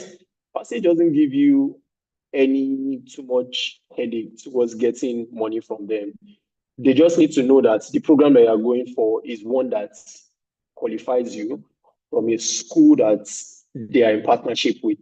And once that is done, you select your program and you select the kind of loan that you're looking to get. And once you get that, they give you an estimate, and then you now have to make a payment. So let's look at this as commitment, so to say, but they are going to be the ones to cover for you. So with this diagram that you're seeing here, this is the Passage loan calculator, and then it explains that, okay, this person particularly is going for Niagara College, and they are going for a computer system technician for 4 September. So now what is this person looking to get? This person is looking to get tuition only support. And when they make the calculation, this is what it is. It now states that you're going to have to make an upfront payment of 9,100 to Passage. Out of 36,000, you are making a payment of 9,100 to Passage. Once that is received and you are approved for the loan, they can now issue you a document that you're going to now use to apply for your visa. Now, there is a breakdown as to how you make your payments back to them, which is here. They also make it very plain to you to know that, okay, you're going to be making this amount back to them every month. So now you can see that this particular program is running for 2 years, and then you see the duration of how long they are giving you to make that payment back to them. Now they're giving you 84 months, and if you have a calculator with you, you would see that, let's really do the maths. It's 4 divided by 12. That's about 7 years for you to make that payment back. But if you were going to go by yourself, just know that when you are going for your visa, you have to show that you have the funds for the 1 year, and then you have to show how the second year is going to be coming about. And that's going to be within almost 2 years. But now you see that Passage gives you that liberty to spread pay. So let's look at it like this. You are going to school based off monthly subscription, if I can put it that way. And this is what you're going to be paying on the go once you get an approval. So what are the schools that are in partnership with Passage from us? You have Niagara College, you have Bow Valley, you have George Brown. So if at any point in time you're looking to get a loan from any of these schools, you can reach out to your admissions coordinator, and they are going to walk you through the process for the ones that you qualify for, and then they will let you know how the breakdown is. Mind you, when you're making an application, it is preferable that you already have an offer from the school, right? That is your first ticket, because you cannot say you want to do a study visa without having an admission from the school. So if you're looking for a study loan, you should already have an admissions from any of the schools, and for the programs that qualifies you for it. So I'm going to be moving over to the next one, Empower. So Empower basically cuts across, just like I stated, US and Canada. And this basically is a different, this basically is a different approach to Passage. So you see, for Passage, you are going to have to make an upfront payment, and then you would walk through the process till you get there, and then you get your approval. But now for Empower is more focused on the potential earning of your programs. They also focus on STEM programs, and they are looking at they're looking at this assistance with a return on investment kind of mentality, in the sense that they don't collect deposits as Passage, but what they are looking out for is they evaluate your future earnings, not just your past. So if you are saying that you're going for a STEM program and this is what you want to do, computer this, they already check what kind of jobs can you get in this country and what are their pay grades. Do you understand? So from that, they're already able to evaluate that if you are done with your schooling, obviously you're going to want to get into a job field in something related to the program that you have gone for. So the next thing they check is you can be earning this. So basically, you are somebody worthy enough of the loan. So that's basically the difference between Empower and Passage, right? So the next thing I would be moving on to is for Empower, you should note that they would only be able to disburse funds from you once you have already gotten your visa. So once you've already gotten an approval, that's when they are able to disburse funds. So for some reason, you might look at it as who's going to pay for tuition deposit. I think that just came to mind. So who's going to pay for tuition deposit and this? Up until you get an approval, they are not releasing anything. But now for Passage, once you get an offer and you've already made an application and they release that and you make that payment to them, you will notice that they take up every other thing from you financially, and then they're speaking with the school.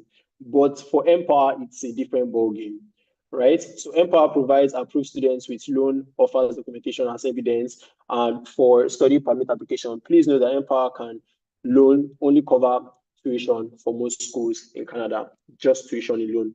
for most schools. But for some, you can see them cover as large as tuition and cost of living. The highest amount you can collect from Empower is around 100,000 USD. And this also is also in the works. So if you're looking to get that assistance from us, you can always reach out to us. And one thing I forgot to mention is most of these loan apps have fixed deposits, fixed interest rates. So it's a stable fixed interest. Both of them have different rates. But note that when you're making your payments back, you're paying the interest. It's always very, very much included in it. So how do you apply for Empower loan? First of all, you have to verify the Empower school that are eligible. And we have a link here. If you're looking to get started with it, you can always check, or it can be sent across to you once you reach out to an admissions coordinator, one that is tailored through our channel. So once you check for your eligibility and you see that you qualify. Now, this is something I would love to mention here. Because it states that you are eligible doesn't mean it guarantees an approval. Now, every single person that has an admission from a school is eligible to apply for a visa, right? But it's not everybody that gets an approval, because you have already met the first requirement. So if you say you want to do a visa, you need to have had a request, or if you're saying you're going for tourism, that document, the purpose of what you're going for should be your foundation of why you're getting there. That is what qualifies you or makes you eligible. But you're still going to go through a little bit of scrutiny just to get an approval. So please, when they state that you are eligible, you would have to go through the process to get an approval. So please just have that in mind. So it will be within 2 years. They only give 2 years. So if you're looking to do BSc, for anybody that is that might be asking, if you're looking to do BSc, they also cover 2 years. So if your BSc is 4 years, they are not going to proceed with your first 2 years. You cover your first 2 years for Empower. But you see, from the second part of the 2 years, they cover it for you. So with these few points of mine, I would like to run through a summary of all of this. Passage, rather than have a third party, they would always collect an upfront for you, depending on what the calculator issues for you. And also your payment is going to be broken down per month. And they are focused on PGD programs and STEM programs. But if you're going to be doing Empower is more focused on your potential earnings and the return on investment. And they do not collect the deposit from you.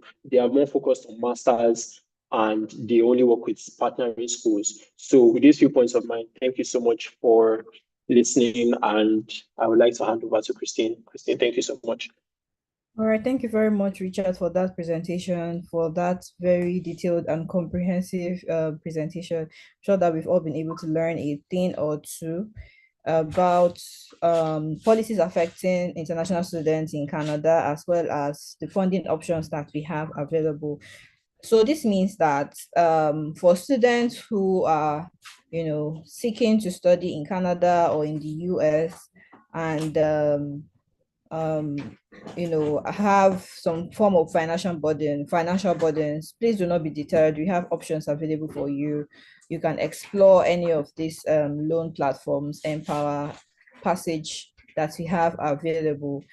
And then we'll be able to find something for you or assist you with your process, basically. In light of this, I think this brings us to, not to the end of this webinar, but rather we would be having question and answer sessions right about now. So if you have questions that you would like to ask, please do well to raise your digital hand, and then I would I'll pass over the mic to you so that you can unmute yourself and ask your questions. Or you could also drop your questions in the chat box as well. So whichever one works for you is good. You can decide to drop your questions in the chat box, or you could raise your digital hands and then I grant you access to speak. Okay, I can see a question here in the chat box saying, what are the chances of getting a permanent residency when you I'm not sure, do you mean when you apply to a school like University of Windsor? I'm guessing this is what this is. What are the chances of you getting a permanent residency when you apply to University of Windsor? So yes, when you apply to, so first off, applying to the school is one thing. It's also very important that you are applying for the right program, you are applying to the right school. And yes, there are very good chances of you getting your PR with University of Windsor. University of Windsor is one of the best schools in Canada, and they have very good opportunities there at University of Windsor as well. So yes, you have very good chance of getting your PR if you attend University of Windsor. But then for you to get a more detailed analysis about the school, it's best that you reach out to us directly, and then we'll give you one-on-one guidance regarding this. Because who knows, there might be other schools that are better suited for you, better programs, or other programs rather, that are better suited for you. So please just do well to reach out to us at info@skynedconsult.com or info@unicollegelink.com. Or you could also decide to also explore our website or our platform, our self-help platform at www.unicollegelink.com as well. Okay, someone is saying, I once messaged info@skynedconsult.com and I was told that they will need financial history during USA study application. How can I get help if I want to use passage loan as POF? Okay. Comfort, are you here? Comfort, are you here, please? If you yes, are, I'm here. please, can you take that question? Thank you. Okay, so you said I was told they would need financial history during USA study application. So yes, that information is correct. So for some schools, they would ask you to provide a bank statement before an offer is issued to you. That's because for US visa application, um, sorry, that's because for US, you don't have to pay tuition deposit for most schools in the US. So that's why before they even give you an offer letter, they want to see that you are able to receive with your study before they give you an offer. So for most schools, they will be like, okay, um provide a bank statement. You have to see that you have this money for your tuition. But not to worry. We still have some space on our platform where you don't have to provide financial documents before you are giving it. So if you reach out to us, just tell them that you should still send the message to info@skynedconsult.com that you like to apply for US is where you don't need to provide financial history, you don't need to provide bank statement for you to get an offer. So schools like Westcliff University, you don't have to provide a bank statement. So I think maybe we should say question. Okay. All right. Thank you so much, Comfort. All right. So I'm very sure that's answered your question, Shukura. I'm so sorry if I didn't pronounce your name properly. So there's another question here that says, what are the chances of getting passage loan if you are going to university like University of Niagara Falls? This is a good one. So for now, with passage, we only have 3 schools available for passage, and those schools are Niagara College, George Brown College, and Bow Valley College. So we do not, University of Niagara Falls is not amongst the school that we are in partnership with Passage. Unfortunately, you might not be able to get a loan from Passage for the University of Niagara Falls. However, I think Richard just dropped the link to check your eligibility at Empower. You could also explore this. Richard, please kindly share the link once again in the chat box for Faye.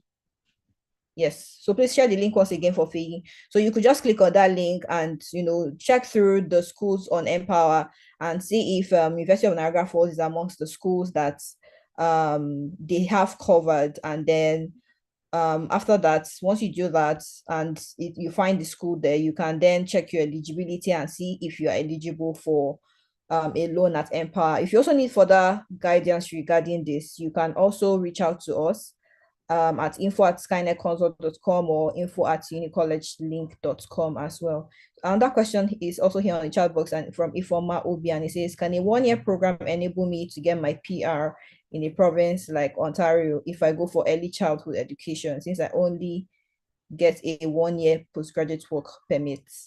Okay, so now to answer this question, in the course of the presentation, one of the speakers had mentioned that for you to be able to get your PR, yes, it will actually, it's a pathway, right? I wouldn't say no, I wouldn't say yes. However, because early childhood education is a 1-year program in Canada, for you to be able to get through to the PR stage, you need to take a 2 years program, which would then give you a 3 years postgraduate work permit. So like you mentioned, early childhood education is a 1 year program. So what we would advise you to do in this case is you take another 1 year program, making it 2. So 1 + 1, 2. And then once you go for a program of a 2 years duration, you can then apply for your postgraduate work permit for 3 and then get 3 years. Once you get that approved, your PGWP approved by the government, you can then start working on your PR. Okay. Okay. Shakira is saying, I didn't get, okay, thank you, Comfort, you've answered that already. Another question here says, does passage help with someone applying with dependents? Does passage help with someone applying with dependents? So yes, it does actually, because at the point of applying for your loan, you do not necessarily need to mention whether you are applying as a single applicant or whether you are going with your family. The important thing here that these loan platforms cover is your tuition fee, where we empower. Okay, so or rather, passage rather only assists students that are applying as single applicants rather, but we empower. You don't need to mention, you don't need to state whether you are applying as a single person or applying as a family, right? So I think that just answers that. There's one more question here from Busayo that says, please, I'm interested in studying masters in special needs education in Canada or USA, but not on the Uni College and Skyned websites. And I wish to study next year. Okay, all right. I can see that Comfort has responded to this. Please just kindly send us an email to info@skynedconsults.com, and then we will just take it from there and point you in the right direction as well. I think these are all the questions in the chat box. I'll just wait for about a minute. So if you have more questions, please put them in the chat box, or you can raise your digital hand and I would give you the mic to speak and ask your question.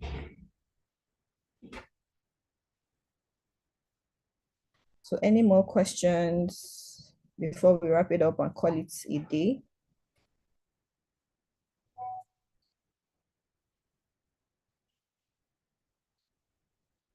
My questions are 3. Please reply the other 2. Sorry, okay. I'm not sure we got that. Please, can you post that again? Can my in-law be my sponsor?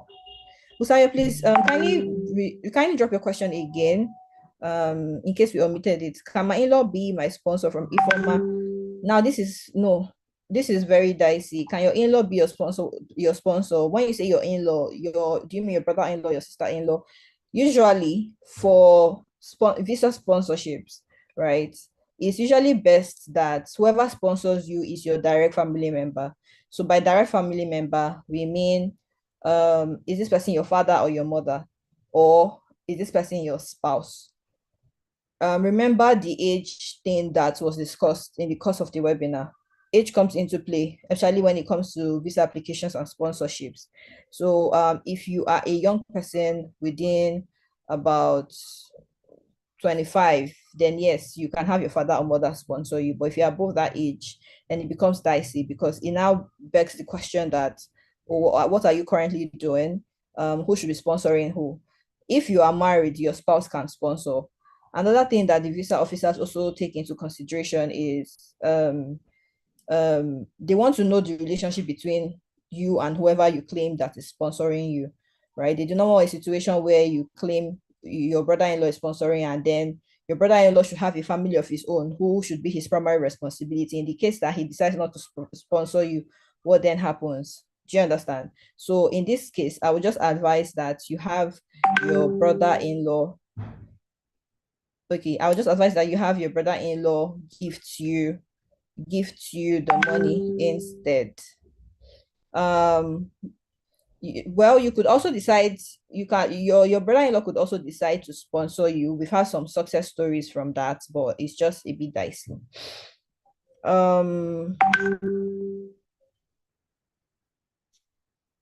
Okay, Another way that your brother-in-law can sponsor you is by you creating a GIC account. So you can open a GIC account, and then your brother-in-law decides to help you make payment of your tuition fee to the school, and then that way he sponsors you.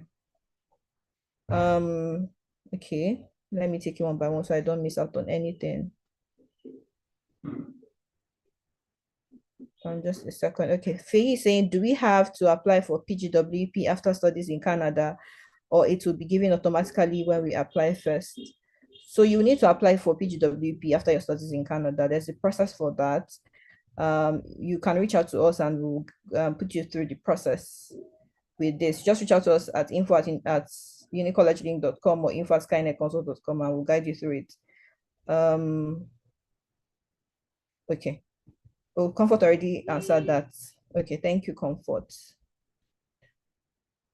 Help with study visa application or just school admission. Yes, we assist our students with school applications as well as study visa applications as well. However, you need to be a student for us to assist you with your visa application. Okay, so MJ is saying, please, where can I watch this webinar? So we are also streaming live on YouTube. You can check out our YouTube page and you would see this webinar there, and you can always rewatch it at your convenience.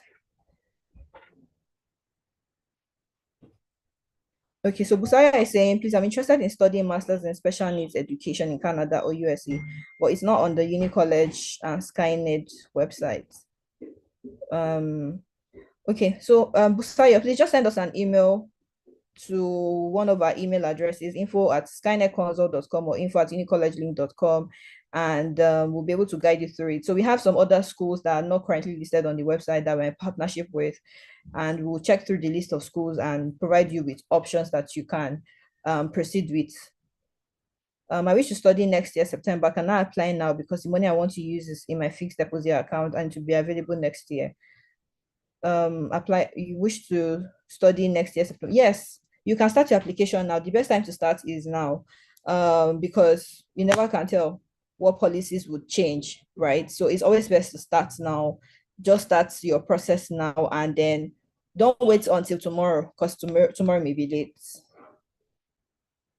Okay. Do you assist to open a GIC account? So please just send us an email and we'll guide you through this. Okay, Comfort has responded to YouTube page. Okay, what's the YouTube name? Comfort, please, can you drop that on the chat box for people to look at that? All right, thank you very much, guys, for joining. Thank you so much for your questions. Thank you for the interactive session. It's been wonderful having everyone on this webinar. We value your time, and we are hopeful that with this webinar, you would have gotten all the information, maybe not all, but a lot of information that will help you achieve success in your study abroad plans. If you have further questions or inquiries or anything you're not sure of regarding the study abroad process, you're looking to get started with your application, but you don't know how, please send us an email via any of our email addresses, info@skynedconsult.com and info@unicollegelink.com. You could also decide to also look through our platform, www.unicollegelink.com as well. And we would be more than happy to receive you and assist you with your study abroad process. Until next time, the link has been shared to our YouTube, so please do well to click on it, and you can rewatch the video as many times as possible. You can also share this with your family and friends who are looking to start their study abroad process as well. Just spread news about Skyned Consults and Uni College Link, and we'll be more than happy to assist you all with your questions and with your application process in general. Thank you so much, everyone, for joining, and to our facilitators. Thank you so much for your for sharing your information with us. Thank you so much.